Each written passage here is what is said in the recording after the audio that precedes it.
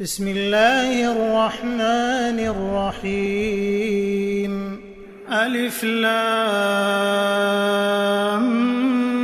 ميم.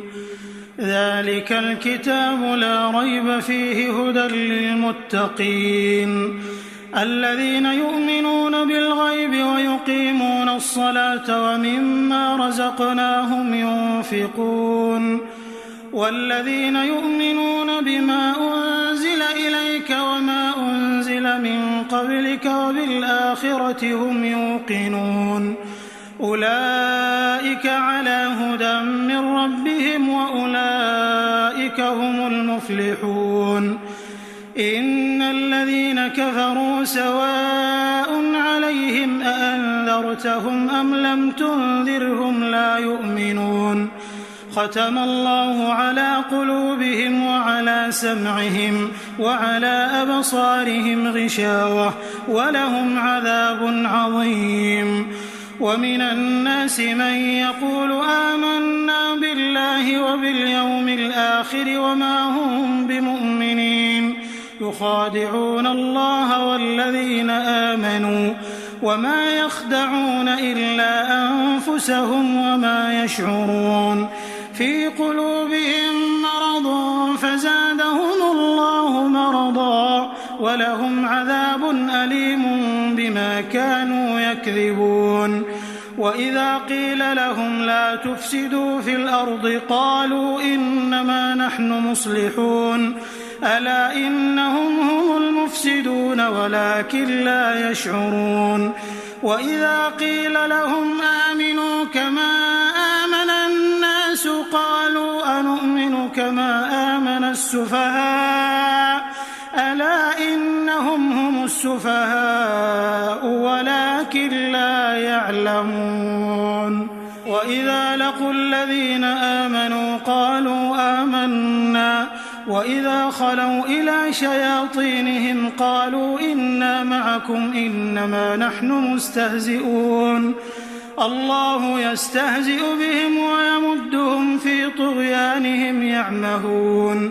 أولئك الذين اشتروا الضلالة بالهدى فما ربحت تجارتهم وما كانوا مهتدين. مثلهم كمثل الذي استوقد نارا فلما أضاءت ما حوله ذهب الله بنورهم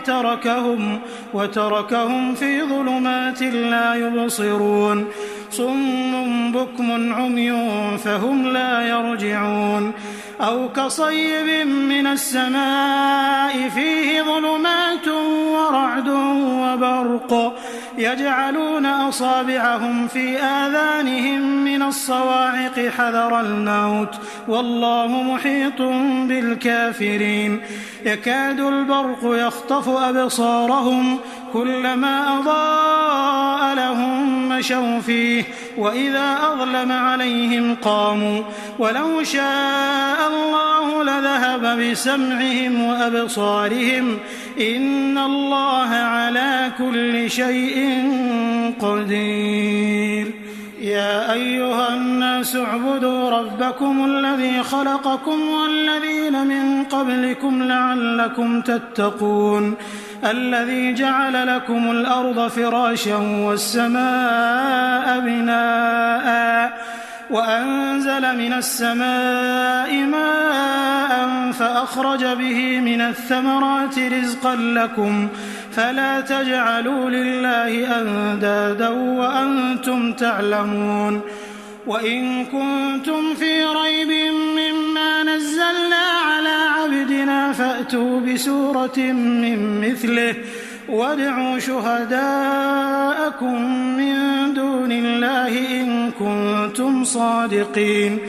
فإن لم تفعلوا ولن تفعلوا فاتقوا النار التي وقودها الناس والحجارة أعدت للكافرين. وبشر الذين آمنوا وعملوا الصالحات أن لهم جنات تجري من تحتها الأنهار كلما رزقوا منها من ثمرة رزقا قالوا هذا الذي رزقنا من قبل وأتوا به متشابها ولهم فيها أزواج مطهرة وهم فيها خالدون إن الله لا يستحيي أن يضرب مثلا ما بعوضة فما فوقها فأما الذين آمنوا فيعلمون أنه الحق من ربهم وأما الذين كفروا فيقولون ماذا أراد الله بهذا مثلا يضل به كثيرا ويهدي به كثيرا وما يضل به إلا الفاسقين الذين ينقضون عهد الله من بعد ميثاقه ويقطعون ما أمر الله به أن يوصل ويفسدون في الأرض أولئك هم الخاسرون كيف تكفرون بالله وكنتم أمواتا فأحياكم ثم يميتكم ثم يحييكم ثم إليه ترجعون هو الذي خلق لكم ما في الأرض جميعا ثم استوى إلى السماء فسواهن 7 سماوات وهو بكل شيء عليم وإذ قال ربك للملائكة إني جاعل في الأرض خليفة قالوا أتجعل فيها من يفسد فيها ويسفك الدماء ونحن نسبح بحمدك ونقدس لك قال إني أعلم ما لا تعلمون وعلم آدم الأسماء كلها ثم عرضهم على الملائكة فقال أنبئوني بأسماء هؤلاء إن كنتم صادقين قالوا سبحانك لا علم لنا إلا ما علمتنا إنك أنت العليم الحكيم قال يا آدم أنبئهم بأسمائهم فلما أنبأهم بأسمائهم قال ألم أقل لكم إني أعلم غيب السماوات والأرض وأعلم ما تبدون وما كنتم تكتمون وإذ قلنا للملائكة اسجدوا لآدم فسجدوا إلا إبليس أبى واستكبر وكان من الكافرين وقلنا يا آدم اسكن أنت وزوجك الجنة وكلا منها رغدا حيث شئتما ولا تقربا هذه الشجرة فتكونا من الظالمين فأزلهما الشيطان عنها فأخرجهما مما كانا فيه وقلنا اهبطوا بعضكم لبعض عدو ولكم في الأرض مستقر ومتاع إلى حين فتلقى آدم من ربه كلمات فتاب عليه إنه هو التواب الرحيم قلنا اهبطوا منها جميعا فإما يأتينكم مني هدى فمن تبع هداي فلا خوف عليهم ولا هم يحزنون والذين كفروا وكذبوا بآياتنا أولئك أصحاب النار هم فيها خالدون يا بني إسرائيل اذكروا نعمتي التي أنعمت عليكم وأوفوا بعهدي أوف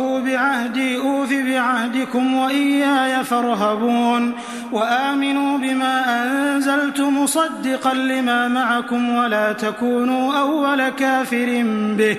ولا تشتروا بآياتي ثمنا قليلا وإياي فاتقون ولا تلبسوا الحق بالباطل وتكتموا الحق وأنتم تعلمون وأقيموا الصلاة وآتوا الزكاة واركعوا مع الراكعين أتأمرون الناس بالبر وتنسون أنفسكم وأنتم تتلون الكتاب أفلا تعقلون واستعينوا بالصبر والصلاة وإنها لكبيرة إلا على الخاشعين الذين يظنون أنهم ملاقو ربهم وأنهم إليه راجعون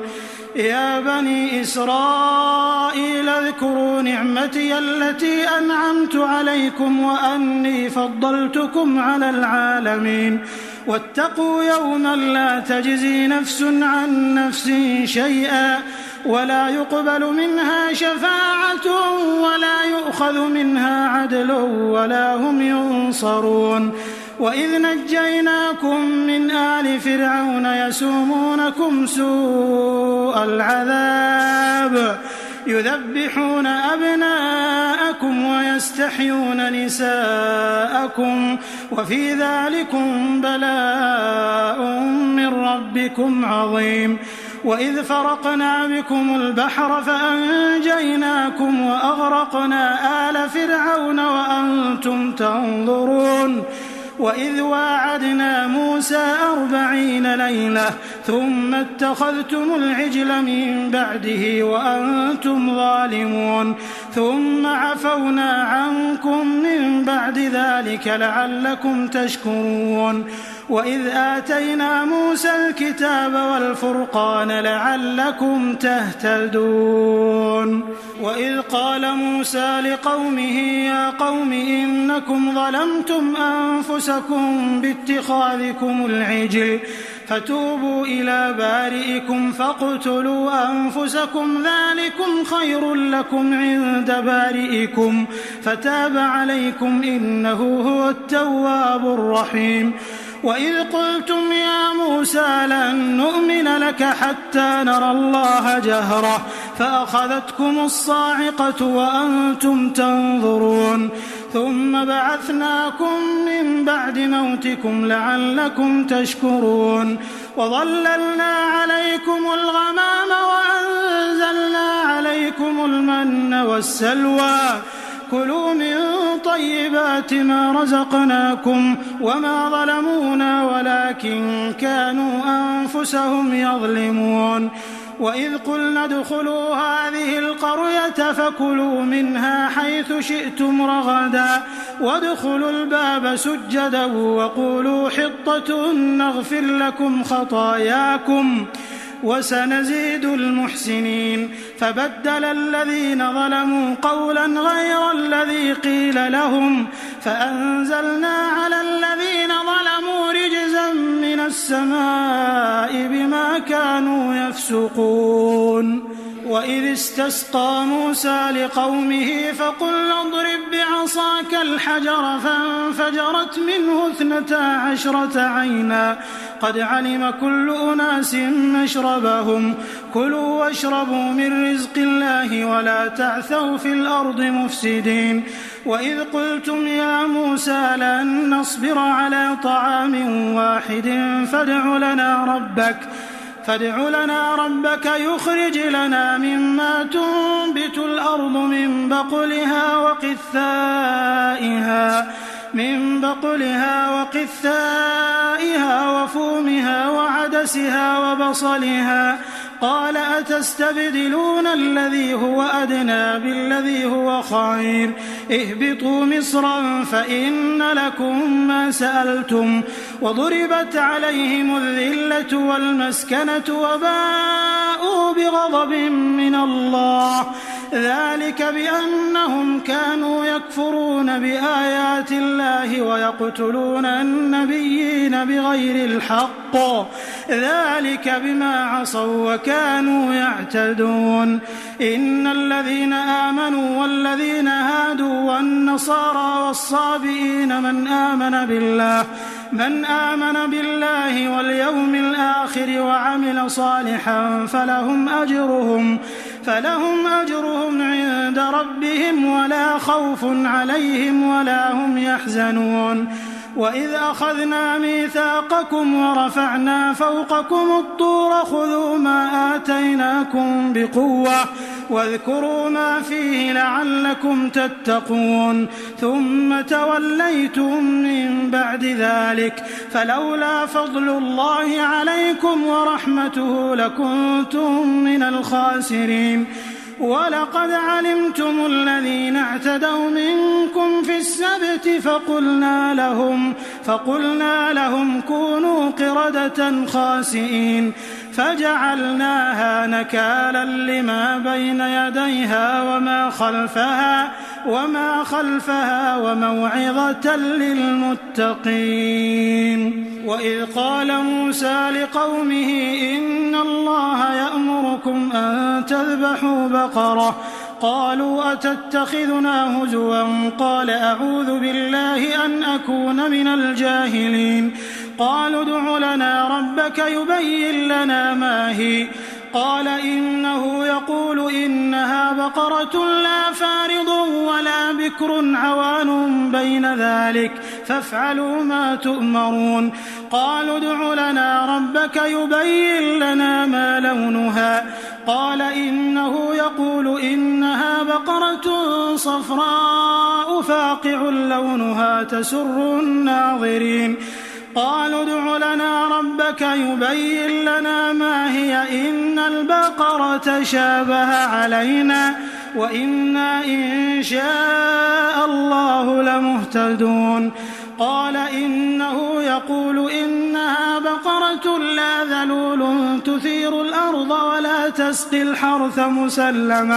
مسلمة لا شية فيها قالوا الآن جئت بالحق فذبحوها وما كادوا يفعلون وإذ قتلتم نفسا فادارأتم فيها والله مخرج ما كنتم تكتمون فقلنا اضربوه ببعضها كذلك يحيي الله الموتى ويريكم آياته لعلكم تعقلون ثم قست قلوبكم من بعد ذلك فهي كالحجارة أو أشد قسوة وإن من الحجارة لما يتفجر منه الأنهار وإن منها لما يشقق فيخرج منه الماء وإن منها لما يهبط من خشية الله وما الله بغافل عما تعملون أفتطمعون أن يؤمنوا لكم وقد كان فريق منهم يسمعون كلام الله ثم يحرفونه من بعد ما عقلوه وهم يعلمون وإذا لقوا الذين آمنوا قالوا آمنا وإذا خلا بعضهم إلى بعض قالوا أتحدثونهم بما فتح الله عليكم ليحاجوكم به عند ربكم أفلا تعقلون أولا يعلمون أن الله يعلم ما يسرون وما يعلنون ومنهم أميون لا يعلمون الكتاب إلا أماني وإن هم إلا يظنون فويل للذين يكتبون الكتاب بأيديهم ثم يقولون هذا من عند الله ليشتروا به ثمنا قليلا فويل لهم مما كتبت أيديهم وويل لهم مما يكسبون وقالوا لن تمسنا النار إلا أياما معدودة قل أتخذتم عند الله عهدا فلن يخلف الله عهده أم تقولون على الله ما لا تعلمون بلى من كسب سيئة وأحاطت به خطيئته فأولئك أصحاب النار هم فيها خالدون والذين آمنوا وعملوا الصالحات أولئك أصحاب الجنة هم فيها خالدون وإذ أخذنا ميثاق بني إسرائيل لا تعبدون إلا الله وبالوالدين إحسانا وبالوالدين إحسانا وذي القربى واليتامى والمساكين وقولوا للناس حسنا وأقيموا الصلاة وآتوا الزكاة ثم توليتم إلا قليلا منكم وأنتم معرضون وإذ أخذنا ميثاقكم لا تسفكون دماءكم ولا تخرجون أنفسكم من دياركم ثم أقررتم وأنتم تشهدون ثم أنتم هؤلاء تقتلون أنفسكم وتخرجون فريقا منكم من ديارهم تظاهرون عليهم بالإثم والعدوان وإن يأتوكم أسارى تفادوهم وهو محرم عليكم إخراجهم أفتؤمنون ببعض الكتاب وتكفرون ببعض فما جزاء من يفعل ذلك منكم إلا خزي في الحياة الدنيا ويوم القيامة يردون إلى أشد العذاب وما الله بغافل عما تعملون أولئك الذين اشتروا الحياة الدنيا بالآخرة فلا يخفف عنهم العذاب ولا هم ينصرون ولقد آتينا موسى الكتاب وقفينا من بعده بالرسل وآتينا عيسى ابن مريم البينات وأيدناه بروح القدس أفكلما جاءكم رسول بما لا تهوى أنفسكم استكبرتم ففريقا كذبتم وفريقا تقتلون وقالوا قلوبنا غلف بل لعنهم الله بكفرهم فقليلا ما يؤمنون ولما جاءهم كتاب من عند الله مصدق لما معهم وكانوا من قبل يستفتحون على الذين كفروا فلما جاءهم ما عرفوا كفروا به فلعنة الله على الكافرين بئس ما اشتروا به أنفسهم أن يكفروا بما أنزل الله بغيا أن ينزل الله من فضله على من يشاء من عباده فباءوا بغضب على غضب وللكافرين عذاب مهين وإذا قيل لهم آمنوا بما أنزل الله قالوا نؤمن بما أنزل علينا ويكفرون بما وراءه وهو الحق مصدقا لما معهم قل فلم تقتلون أنبياء الله من قبل إن كنتم مؤمنين ولقد جاءكم موسى بالبينات ثم اتخذتم العجل من بعده وأنتم ظالمون وإذ أخذنا ميثاقكم ورفعنا فوقكم الطور خذوا ما آتيناكم بقوة واسمعوا قالوا سمعنا وعصينا وأشربوا في قلوبهم العجل بكفرهم قل بئس ما يأمركم به إيمانكم إن كنتم مؤمنين قل إن كانت لكم الدار الآخرة عند الله خالصة من دون الناس فتمنوا الموت إن كنتم صادقين ولن يتمنوه أبدا بما قدمت أيديهم والله عليم بالظالمين ولتجدنهم أحرص الناس على حياة ومن الذين أشركوا يود أحدهم لو يعمر 1000 سنة وما هو بمزحزحه من العذاب أن يعمر والله بصير بما يعملون قل من كان عدوا لجبريل فإنه نزله على قلبك بإذن الله مصدقا لما بين يديه وهدى وبشرى للمؤمنين. من كان عدوا لله وملائكته ورسله وجبريل وميكال فإن الله عدو للكافرين. ولقد أنزلنا إليك آيات بينات وما يكفر بها إلا الفاسقون. أوكلما عاهدوا عهدا نبذه فريق منهم بل أكثرهم لا يؤمنون. ولما جاءهم رسول من عند الله مصدق لما معهم نبذ فريق من الذين أوتوا الكتاب كتاب الله وراء ظهورهم كأنهم لا يعلمون. واتبعوا ما تتلو الشياطين على ملك سليمان وما كفر سليمان ولكن الشياطين كفروا يعلمون الناس السحر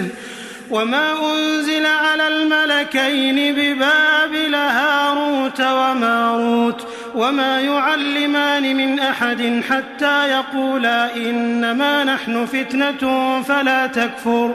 فيتعلمون منهما ما يفرقون به بين المرء وزوجه وما هم بضارين به من أحد إلا بإذن الله ويتعلمون ما يضرهم ولا ينفعهم ولقد علموا لمن اشتراه ما له في الآخرة من خلاق ولبئس ما شروا به أنفسهم لو كانوا يعلمون. ولو أنهم آمنوا واتقوا لمثوبة من عند الله خير لو كانوا يعلمون. يا أيها الذين آمنوا لا تقولوا راعنا وقولوا انظرنا واسمعوا وللكافرين عذاب أليم. ما يود الذين كفروا من أهل الكتاب ولا المشركين أن ينزل عليكم من خير من ربكم والله يختص برحمته من يشاء والله ذو الفضل العظيم. ما ننسخ من آية أو ننسها نأت بخير منها أو مثلها. ألم تعلم أن الله على كل شيء قدير. ألم تعلم أن الله له ملك السماوات والأرض وما لكم من دون الله من ولي ولا نصير. أم تريدون أن تسألوا رسولكم كما سئل موسى من قبل ومن يتبدل الكفر بالإيمان فقد ضل سواء السبيل. ود كثير من أهل الكتاب لو يردونكم من بعد إيمانكم كفارا حسدا من عند أنفسهم من بعد ما تبين لهم الحق فاعفوا واصفحوا حتى يأتي الله بأمره إن الله على كل شيء قدير. وأقيموا الصلاة وآتوا الزكاة وما تقدموا لأنفسكم من خير تجدوه عند الله إن الله بما تعملون بصير. وقالوا لن يدخل الجنة إلا من كان هودا أو نصارى تلك أمانيهم قل هاتوا برهانكم إن كنتم صادقين. بلى من أسلم وجهه لله وهو محسن فله أجره عند ربه ولا خوف عليهم ولا هم يحزنون. وقالت اليهود ليست النصارى ليست اليهود على شيء وهم يتلون الكتاب كذلك قال الذين لا يعلمون مثل قولهم فالله يحكم بينهم يوم القيامة فيما كانوا فيه يختلفون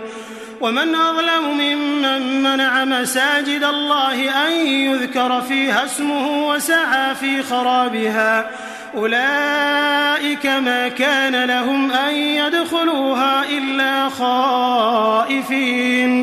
لهم في الدنيا خزي ولهم في الآخرة عذاب عظيم ولله المشرق والمغرب فأينما تولوا فثم وجه الله إن الله واسع عليم وقالوا اتخذ الله ولدا سبحانه بل له ما في السماوات والأرض كل له قانتون بديع السماوات والأرض وإذا قضى أمرا فإنما يقول له كن فيكون وقال الذين لا يعلمون لولا يكلمنا الله أو تأتينا آية كذلك قال الذين من قبلهم مثل قولهم تشابهت قلوبهم قد بينا الآيات لقوم يوقنون إنا أرسلناك بالحق بشيرا ونذيرا ولا تسأل عن أصحاب الجحيم ولن ترضى عنك اليهود ولا النصارى حتى تتبع ملتهم قل إن هدى الله هو الهدى ولئن اتبعت أهواءهم بعد الذي جاءك من العلم ما لك من الله من ولي ولا نصير الذين آتيناهم الكتاب يتلونه حق تلاوته أولئك يؤمنون به ومن يكفر به فأولئك هم الخاسرون يا بني إسرائيل اذكروا نعمتي التي أنعمت عليكم وأني فضلتكم على العالمين واتقوا يوما لا تجزي نفس عن نفس شيئا ولا يقبل منها عدل ولا تنفعها شفاعة ولا هم ينصرون وإذ ابتلى إبراهيم ربه بكلمات فأتمهم قال إني جاعلك للناس إماما قال ومن ذريتي قال لا ينال عهد الظالمين وإذ جعلنا البيت مثابة للناس وأمنا واتخذوا من مقام إبراهيم مصلى وعهدنا إلى إبراهيم وإسماعيل أن طهرا بيتي للطائفين والعاكفين والركع السجود وإذ قال إبراهيم رب اجعل هذا بلدا آمنا وارزق أهله من الثمرات من آمن منهم بالله واليوم الآخر قال ومن كفر فأمتعه قليلا ثم أضطره إلى عذاب النار وبئس المصير وإذ يرفع إبراهيم القواعد من البيت وإسماعيل ربنا تقبل منا إنك أنت السميع العليم ربنا واجعلنا مسلمين لك ومن ذريتنا أمة مسلمة لك وأرنا مناسكنا وتب علينا إنك أنت التواب الرحيم ربنا وابعث فيهم رسولا منهم يتلو عليهم آياتك ويعلمهم الكتاب والحكمة ويزكيهم إنك أنت العزيز الحكيم ومن يرغب عن ملة إبراهيم إلا من سفه نفسه ولقد اصطفيناه في الدنيا وإنه في الآخرة لمن الصالحين إذ قال له ربه أسلم قال أسلمت لرب العالمين ووصى بها إبراهيم بنيه ويعقوب يا بني إن الله اصطفى لكم الدين فلا تموتن إلا وأنتم مسلمون أم كنتم شهداء إذ حضر يعقوب الموت إذ قال لبنيه ما تعبدون من بعدي قالوا نعبد إلهك وإله آبائك إبراهيم وإسماعيل وإسحاق إلها واحدا ونحن له مسلمون تلك أمة قد خلت لها ما كسبت ولكم ما كسبتم ولا تسألون عما كانوا يعملون وقالوا كونوا هودا أو نصارى تهتدوا قل بل ملة إبراهيم حنيفا وما كان من المشركين قولوا آمنا بالله وما أنزل إلينا وما أنزل إلى إبراهيم وإسماعيل وإسحاق ويعقوب والأسباط وما أوتي موسى وعيسى وما أوتي النبيون من ربهم لا نفرق بين أحد منهم ونحن له مسلمون فإن آمنوا بمثل ما آمنتم به فقد اهتدوا وإن تولوا فإنما هم في شقاق فسيكفيكهم الله وهو السميع العليم صبغة الله ومن أحسن من الله صبغة ونحن له عابدون قل أتحاجوننا في الله وهو ربنا وربكم ولنا أعمالنا ولكم أعمالكم ونحن له مخلصون أم تقولون إن إبراهيم وإسماعيل وإسحاق ويعقوب والأسباط كانوا هودا أو نصارى قل أأنتم أعلم أم الله ومن أظلم ممن كتم شهادة عنده من الله وما الله بغافل عما تعملون تلك أمة قد خلت لها ما كسبت ولكم ما كسبتم ولا تسألون عما كانوا يعملون سيقول السفهاء من الناس ما ولاهم عن قبلتهم التي كانوا عليها قل لله المشرق والمغرب يهدي من يشاء إلى صراط مستقيم وكذلك جعلناكم أمة وسطا لتكونوا شهداء على الناس ويكون الرسول عليكم شهيدا وما جعلنا القبلة التي كنت عليها إلا لنعلم من يتبع الرسول ممن ينقلب على عقبيه وإن كانت لكبيرة إلا على الذين هدى الله وما كان الله ليضيع إيمانكم إن الله بالناس لرؤوف رحيم قد نرى تقلب وجهك في السماء فلنولينك قبلة ترضاها فول وجهك شطر المسجد الحرام وحيث ما كنتم فولوا وجوهكم شطره وإن الذين أوتوا الكتاب ليعلمون أنه الحق من ربهم وما الله بغافل عما يعملون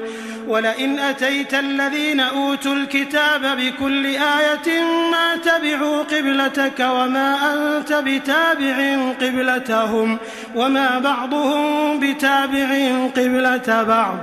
ولئن اتبعت أهواءهم من بعد ما جاءك من العلم إنك إذا لمن الظالمين الذين آتيناهم الكتاب يعرفونه كما يعرفون أبناءهم وإن فريقا منهم ليكتمون الحق وهم يعلمون الحق من ربك فلا تكونن من الممترين ولكل وجهة هو موليها فاستبقوا الخيرات أينما تكونوا يأت بكم الله جميعا إن الله على كل شيء قدير ومن حيث خرجت فول وجهك شطر المسجد الحرام وإنه للحق من ربك وما الله بغافل عما تعملون ومن حيث خرجت فول وجهك شطر المسجد الحرام وحيث ما كنتم فولوا وجوهكم شطره لئلا يكون للناس عليكم حجة إلا الذين ظلموا منهم فلا تخشوهم واخشوني ولأتم نعمتي عليكم ولعلكم تهتدون كما أرسلنا فيكم رسولا منكم يتلو عليكم آياتنا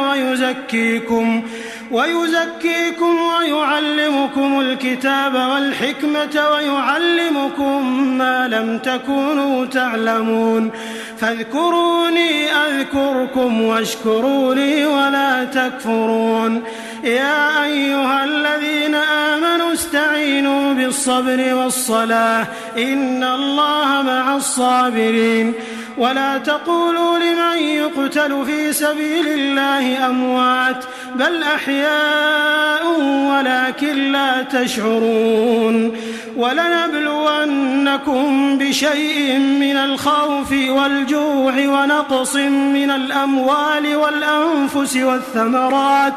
وبشر الصابرين الذين إذا أصابتهم مصيبة قالوا إنا لله وإنا إليه راجعون أولئك عليهم صلوات من ربهم ورحمة وأولئك هم المهتدون إن الصفا والمروة من شعائر الله فمن حج البيت أو اعتمر فلا جناح عليه أن يطوف بهما ومن تطوع خيرا فإن الله شاكر عليم إن الذين يكتمون ما أنزلنا من البينات والهدى من بعد ما بيناه للناس في الكتاب أولئك يلعنهم الله ويلعنهم اللاعنون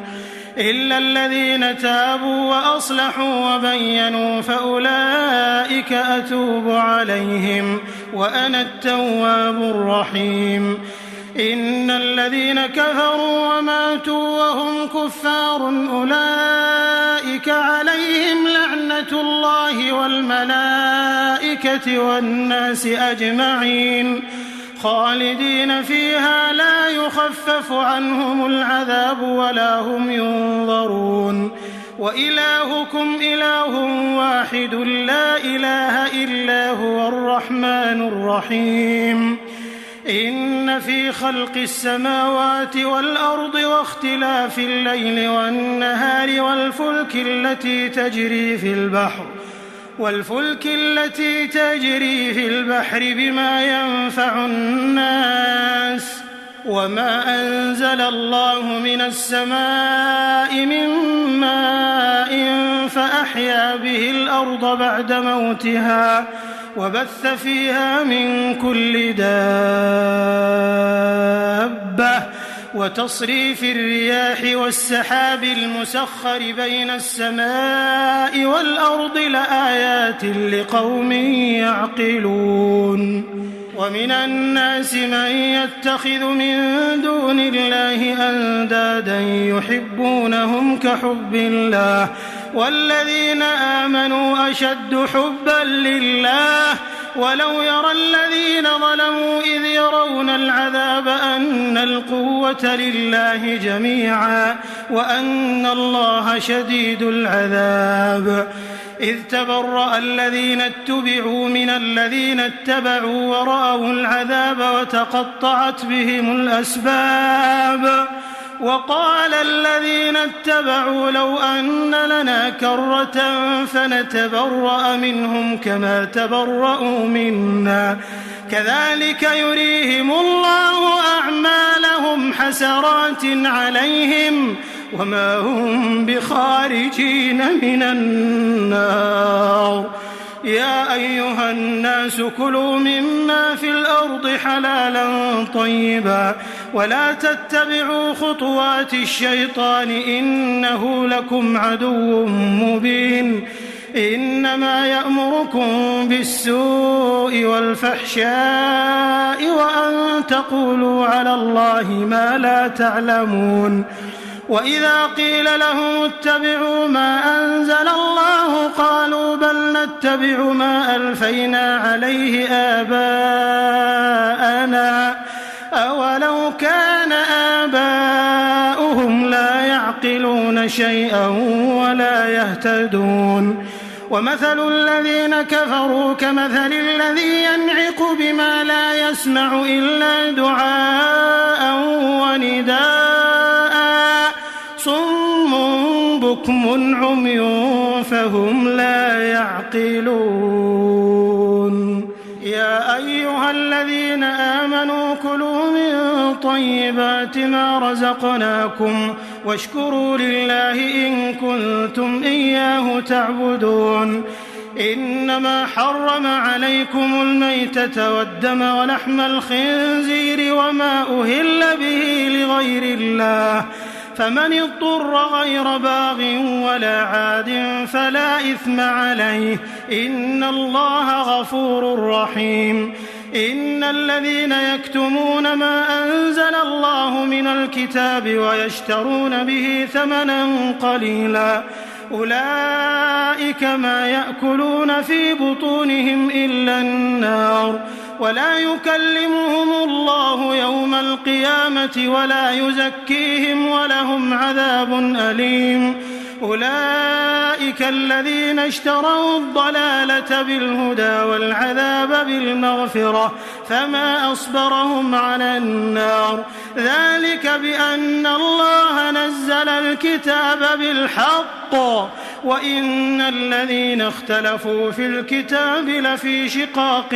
بعيد. ليس البر أن تولوا وجوهكم قبل المشرق والمغرب ولكن البر من آمن بالله واليوم الآخر والملائكة والكتاب والنبيين وآتى المال على حبه ذوي القربى واليتامى والمساكين وابن السبيل والسائلين وفي الرقاب وأقام الصلاة وآتى الزكاة والموفون بعهدهم إذا عاهدوا والصابرين في البأساء والضراء وحين البأس أولئك الذين صدقوا وأولئك هم المتقون. يا أيها الذين آمنوا كتب عليكم القصاص في القتلى الحر بالحر والعبد بالعبد والأنثى بالأنثى فمن عفي له من أخيه شيء فاتباع بالمعروف وأداء إليه بإحسان ذلك تخفيف من ربكم ورحمة فمن اعتدى بعد ذلك فله عذاب أليم. ولكم في القصاص حياة يا أولي الألباب لعلكم تتقون. كتب عليكم إذا حضر أحدكم الموت إن ترك خيرا الوصية للوالدين والأقربين بالمعروف حقا على المتقين فمن بدله بعدما سمعه فإنما إثمه على الذين يبدلونه إن الله سميع عليم. فمن خاف من موص جنفا أو إثما فأصلح بينهم فلا إثم عليه إن الله غفور رحيم. يا أيها الذين آمنوا كتب عليكم الصيام كما كتب على الذين من قبلكم لعلكم تتقون أياما معدودات فمن كان منكم مريضا أو على سفر فعدة من أيام أخر وعلى الذين يطيقونه فدية طعام مسكين فمن تطوع خيرا فهو خير له وأن تصوموا خير لكم إن كنتم تعلمون شهر رمضان الذي أنزل فيه القرآن هدى للناس وبينات من الهدى والفرقان فمن شهد منكم الشهر فليصم ومن كان مريضا أو على سفر فعدة من أيام أخر يريد الله بكم اليسر ولا يريد بكم العسر ولتكملوا العدة ولتكبروا الله على ما هداكم ولعلكم تشكرون وإذا سألك عبادي عني فإني قريب أجيب دعوة الداع إذا دعان فليستجيبوا لي وليؤمنوا بي لعلهم يرشدون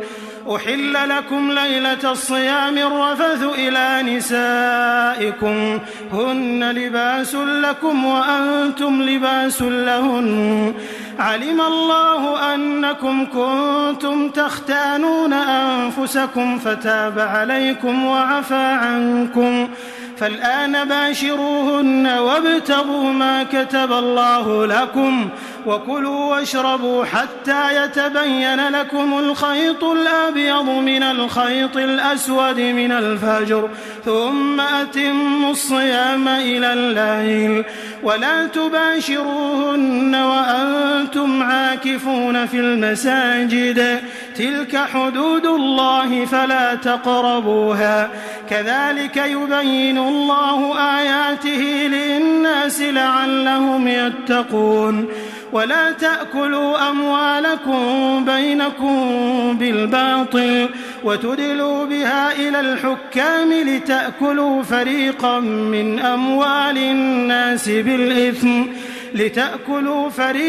من أموال الناس بالإثم وأنتم تعلمون يسألونك عن الأهلة قل هي مواقيت للناس والحج وليس البر بأن تأتوا البيوت من ظهورها ولكن البر من اتقى وأتوا البيوت من أبوابها واتقوا الله لعلكم تفلحون وقاتلوا في سبيل الله الذين يقاتلونكم ولا تعتدوا إن الله لا يحب المعتدين وقتلوهم حيث ثقفتموهم وأخرجوهم من حيث أخرجوكم والفتنة أشد من القتل ولا تقاتلوهم عند المسجد الحرام حتى يقاتلوكم فيه فإن قاتلوكم فاقتلوهم كذلك جزاء الكافرين فإن انتهوا فإن الله غفور رحيم وقاتلوهم حتى لا تكون فتنة ويكون الدين لله فإن انتهوا فلا عدوان إلا على الظالمين الشهر الحرام بالشهر الحرام والحرمات قصاص فمن اعتدى عليكم فاعتدوا عليه بمثل ما اعتدى عليكم واتقوا الله واعلموا أن الله مع المتقين وأنفقوا في سبيل الله ولا تلقوا بأيديكم إلى التهلكة وأحسنوا إن الله يحب المحسنين وأتموا الحج والعمرة لله فإن أحصرتم فما استيسر من الهدي ولا تحلقوا رؤوسكم حتى يبلغ الهدي محله فمن كان منكم مريضا أو به أذى من رأسه ففدية من صيام أو صدقة أو نسك فإذا أمنتم فمن تمتع بالعمرة إلى الحج فما استيسر من الهدي فمن لم يجد فصيام 3 أيام في الحج و7 إذا رجعتم تلك 10 كاملة ذلك لمن لم يكن أهله حاضر المسجد الحرام واتقوا الله واعلموا أن الله شديد العقاب الحج أشهر معلومات فمن فرض فيهن الحج فلا رفث ولا فسوق ولا جدال في الحج وما تفعلوا من خير يعلمه الله وتزودوا فإن خير الزاد التقوى واتقون يا أولي الألباب ليس عليكم جناح أن تبتغوا فضلا من ربكم فإذا أفضتم من عرفات فاذكروا الله عند المشعر الحرام واذكروه كما هداكم وإن كنتم من قبله لمن الضالين ثم أفيضوا من حيث أفاض الناس واستغفروا الله إن الله غفور رحيم فإذا قضيتم مناسككم فاذكروا الله كذكركم آباءكم أو أشد ذكرا فمن الناس من يقول ربنا آتنا في الدنيا وما له في الآخرة من خلاق ومنهم من يقول ربنا آتنا في الدنيا حسنة وفي الآخرة حسنة وقنا عذاب النار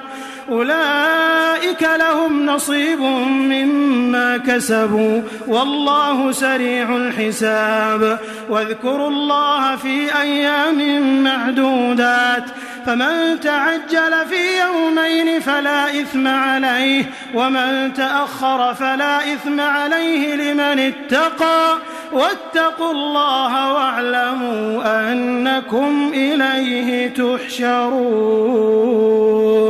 ومن الناس من يعجبك قوله في الحياة الدنيا ويشهد الله على ما في قلبه وهو ألد الخصام وإذا تولى سعى في الأرض ليفسد فيها ويهلك الحرث والنسل والله لا يحب الفساد وإذا قيل له اتق الله أخذته العزة بالإثم فحسبه جهنم ولبئس المهاد ومن الناس من يشري نفسه ابتغاء مرضات الله والله رؤوف بالعباد يا أيها الذين آمنوا ادخلوا في السلم كافة ولا تتبعوا خطوات الشيطان إنه لكم عدو مبين فإن زللتم من بعد ما جاءتكم البينات فاعلموا أن الله عزيز حكيم هل ينظرون إلا أن يأتيهم الله في ظلل من الغمام والملائكة وقضي الأمر وإلى الله ترجع الأمور سل بني إسرائيل كم آتيناهم من آية بينة ومن يبدل نعمة الله من بعد ما جاءته فإن الله شديد العقاب زين للذين كفروا الحياة الدنيا ويسخرون من الذين آمنوا والذين اتقوا فوقهم يوم القيامة والله يرزق من يشاء بغير حساب كان الناس أمة واحدة فبعث الله النبيين مبشرين ومنذرين وأنزل معهم الكتاب بالحق ليحكم بين الناس فيما اختلفوا فيه وما اختلف فيه إلا الذين أوتوه من بعد ما جاءتهم البينات بغيا بينهم فهدى الله الذين آمنوا لما اختلفوا فيه من الحق بإذنه والله يهدي من يشاء إلى صراط مستقيم. أم حسبتم أن تدخلوا الجنة ولما يأتكم مثل الذين خلوا من قبلكم مستهم البأساء والضراء وزلزلوا حتى يقول الرسول والذين آمنوا معه متى نصر الله ألا إن نصر الله قريب.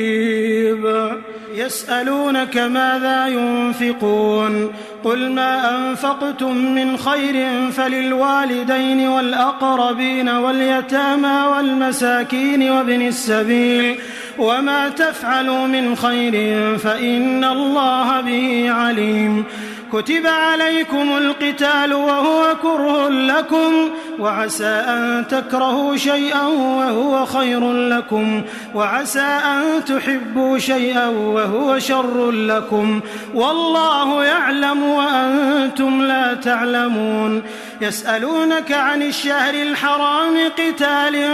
فيه قل قتال فيه كبير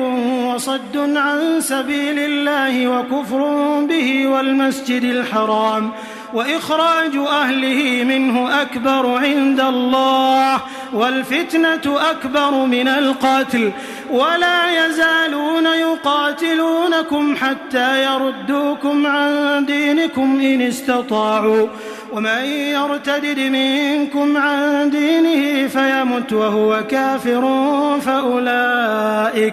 فأولئك حبطت أعمالهم في الدنيا والآخرة وأولئك أصحاب النار هم فيها خالدون. إن الذين آمنوا والذين هاجروا وجاهدوا في سبيل الله أولئك يرجون رحمة الله والله غفور رحيم. يسألونك عن الخمر والميسر قل فيهما إثم كبير ومنافع للناس وإثمهما أكبر من نفعهما ويسألونك ماذا ينفقون قل العفو كذلك يبين الله لكم الآيات لعلكم تتفكرون في الدنيا والآخرة. ويسألونك عن اليتامى قل إصلاح لهم خير وإن تخالطوهم فإخوانكم والله يعلم المفسد من المصلح ولو شاء الله لأعنتكم إن الله عزيز حكيم.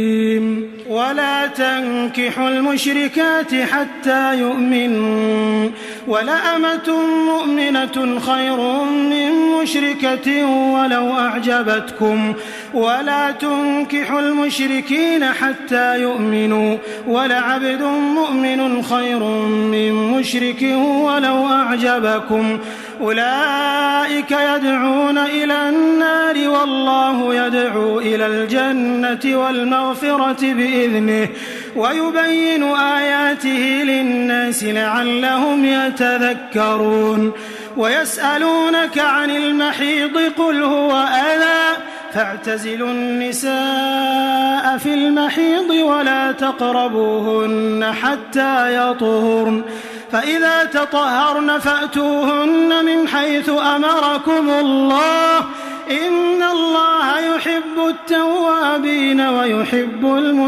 المتطهرين. نساؤكم حرث لكم فأتوا حرثكم أنى شئتم وقدموا لأنفسكم واتقوا الله واعلموا أنكم ملاقوه وبشر المؤمنين. ولا تجعلوا الله عرضة لأيمانكم أن تبروا وتتقوا وتصلحوا بين الناس والله سميع عليم. لا يؤاخذكم الله باللغو في أيمانكم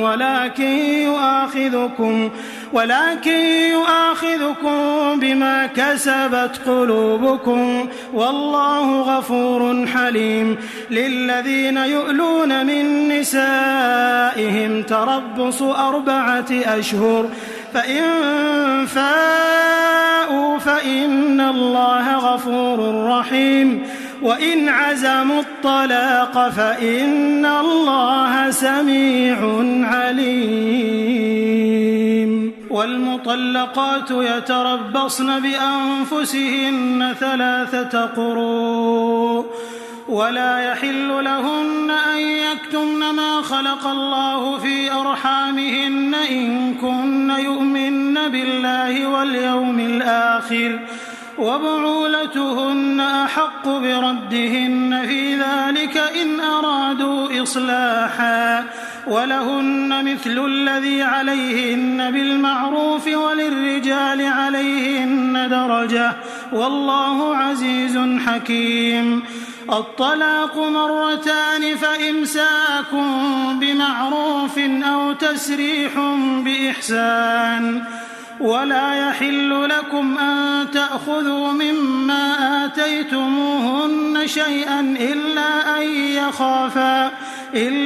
أن يخافا ألا يقيما حدود الله.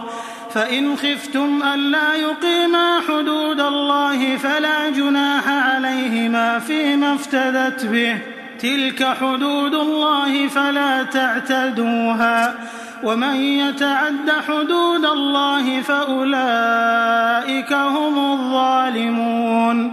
فإن طلقها فلا تحل له من بعد حتى تنكح زوجا غيره. فإن طلقها فلا جناح عليهما أن يتراجعا إن ظنا أن يقيما حدود الله وتلك حدود الله يبينها لقوم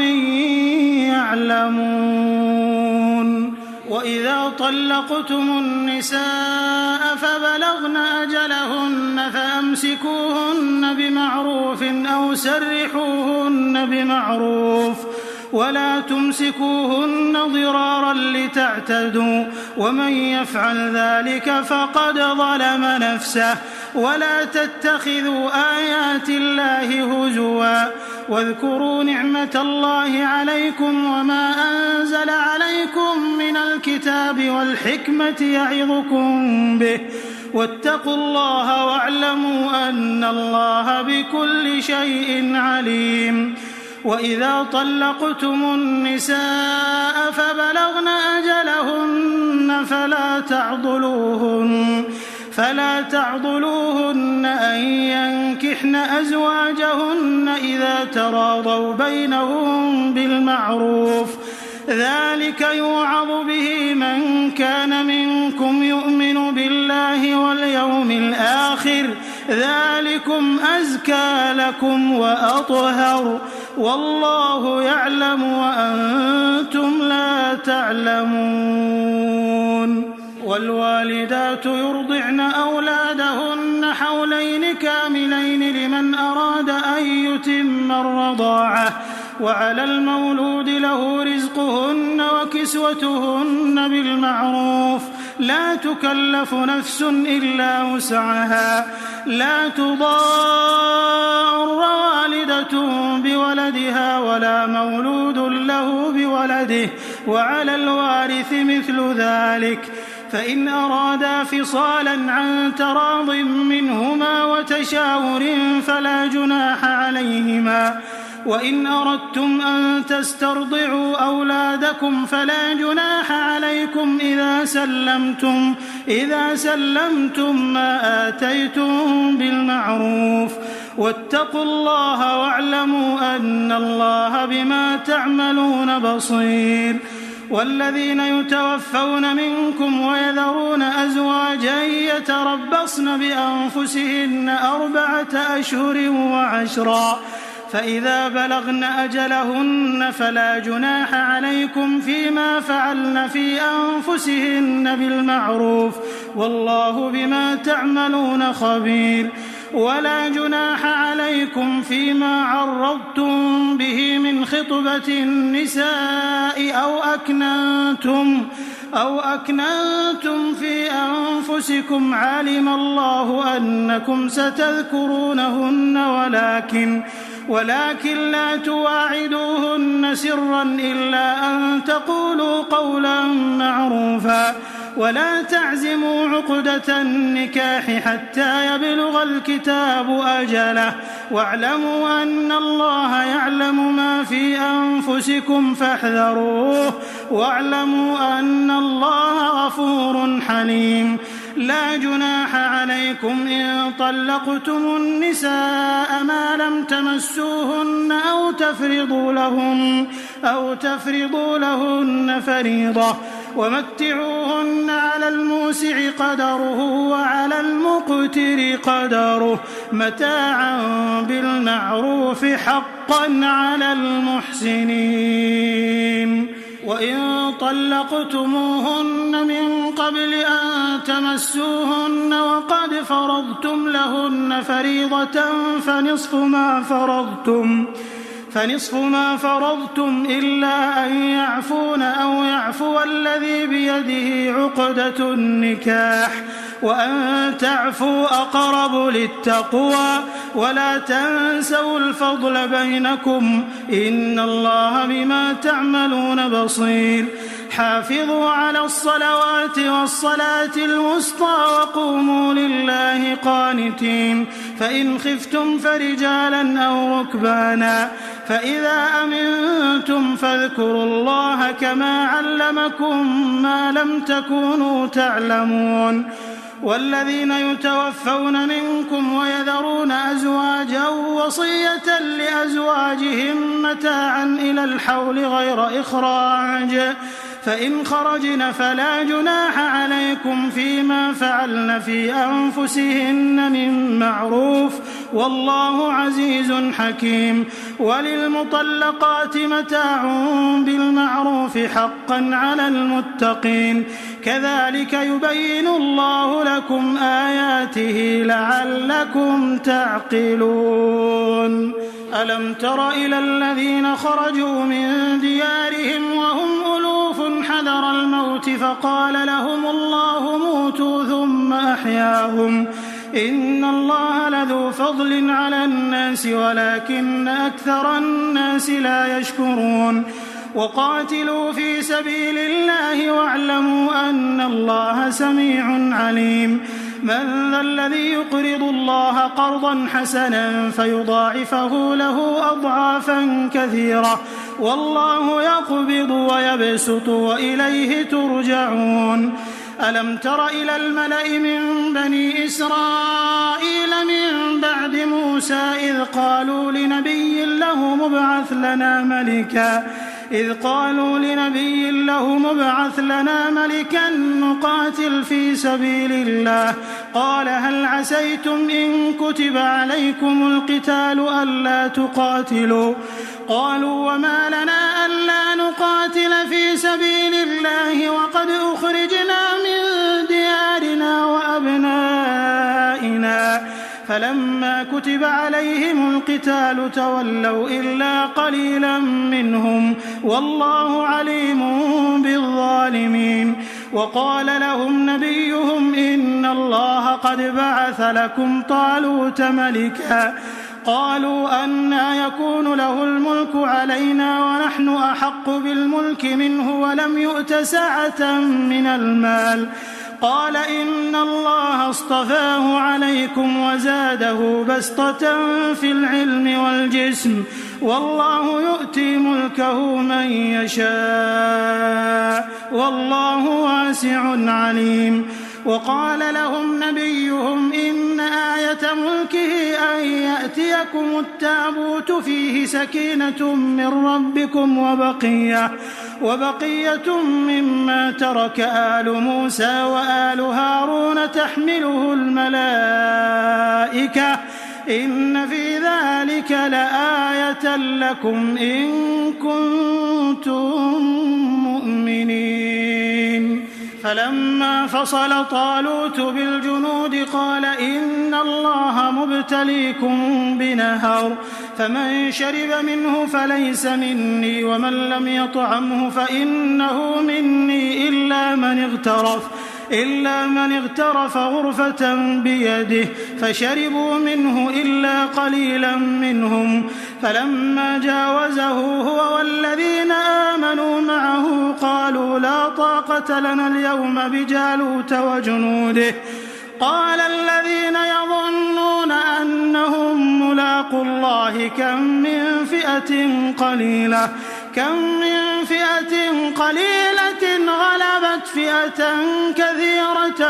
بإذن الله والله مع الصابرين. ولما برزوا لجالوت وجنوده قالوا ربنا أفرغ علينا صبرا وثبت أقدامنا وانصرنا على القوم الكافرين. فهزموهم بإذن الله وقتل داود جالوت وآتاه الله الملك والحكمة وعلمه مما يشاء ولولا دفع الله الناس بعضهم ببعض لفسدت الأرض ولكن الله ذو فضل على العالمين. تلك آيات الله نتلوها عليك بالحق وإنك لمن المرسلين. تلك الرسل فضلنا بعضهم على بعض منهم من كلم الله ورفع بعضهم درجات وآتينا عيسى ابن مريم البينات وأيدناه بروح القدس ولو شاء الله ما اقتتل الذين من بعدهم من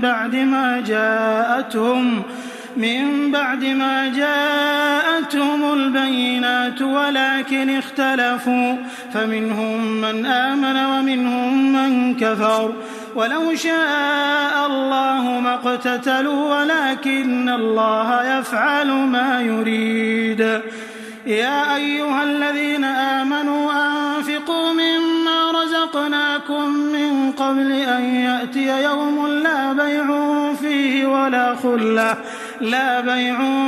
ولا خلة ولا شفاعة والكافرون هم الظالمون. الله لا إله إلا هو الحي القيوم لا تأخذه سنة ولا نوم له ما في السماوات وما في الأرض. من ذا الذي يشفع عنده إلا بإذنه يعلم ما بين أيديهم وما خلفهم ولا يحيطون بشيء من علمه إلا بما شاء وسع كرسيه السماوات والأرض ولا يؤوده حفظهما وهو العلي العظيم. لا إكراه في الدين قد تبين الرشد من الغي فمن يكفر بالطاغوت ويؤمن بالله فقد استمسك بالعروة الوثقى لا انفصام لها والله سميع عليم.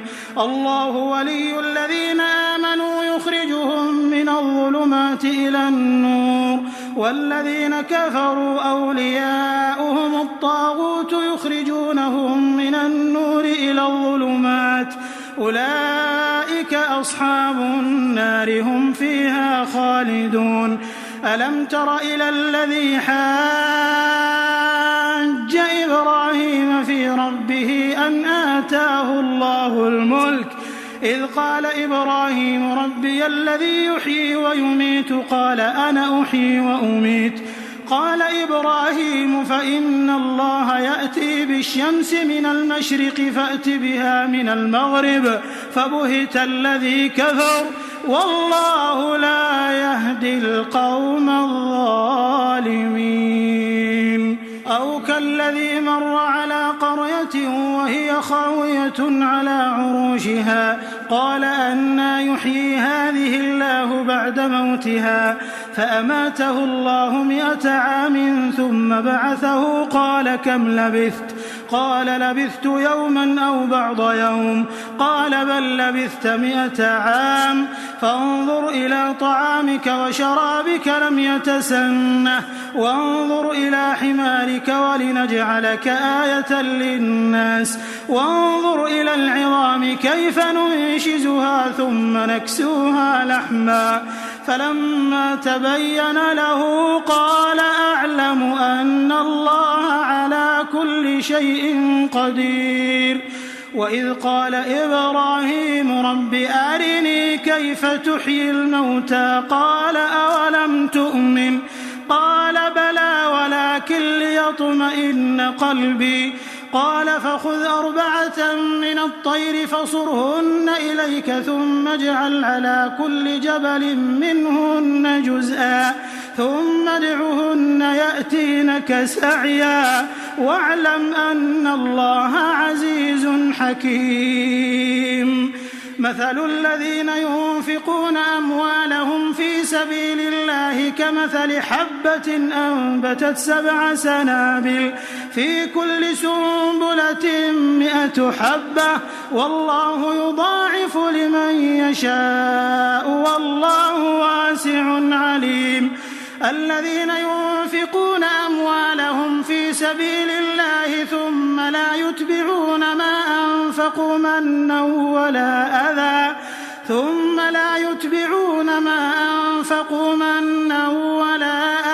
لهم أجرهم عند ربهم ولا خوف عليهم ولا هم يحزنون قول معروف ومغفرة خير من صدقة يتبعها أذى والله غني حليم يا أيها الذين آمنوا لا تبطلوا صدقاتكم بالمن والأذى كالذي ينفق ماله رئاء الناس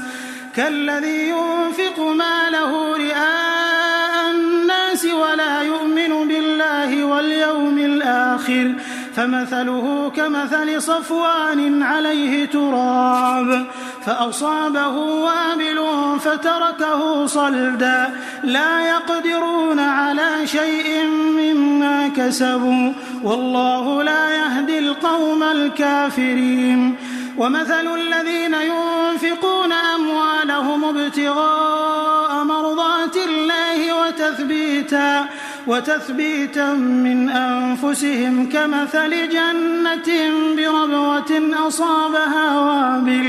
أصابها وابل فآتت أكلها ضعفين فإن لم يصبها وابل فطل والله بما تعملون بصير أيود أحدكم أن تكون له جنة من نخيل وأعناب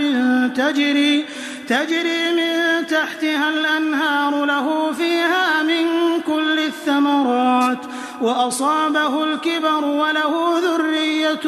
ضعفاء فأصابها إعصار فيه نار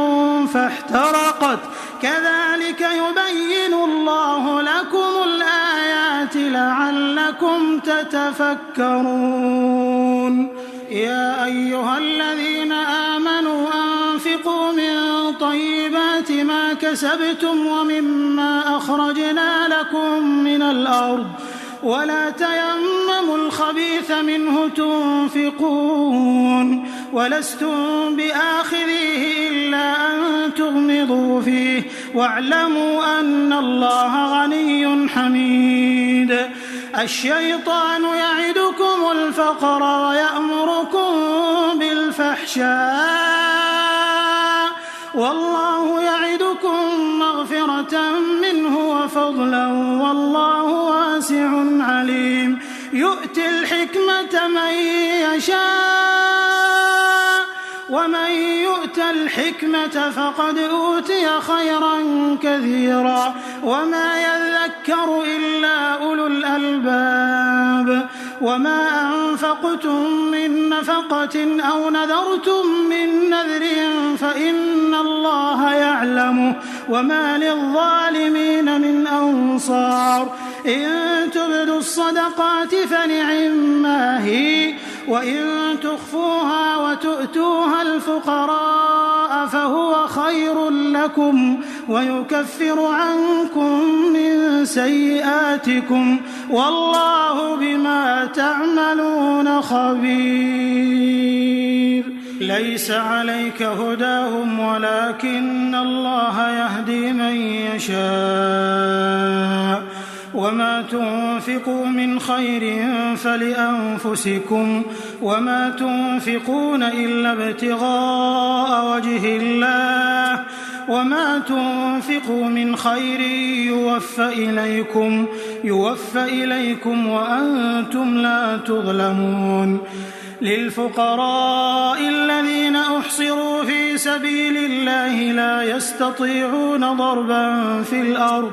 يحسبهم الجاهل أغنياء من التعفف تعرفهم بسيماهم لا يسألون الناس إلحافا وما تنفقوا من خير فإن الله به عليم. الذين ينفقون أموالهم بالليل والنهار سرا وعلانية فلهم أجرهم عند ربهم ولا خوف عليهم ولا هم يحزنون.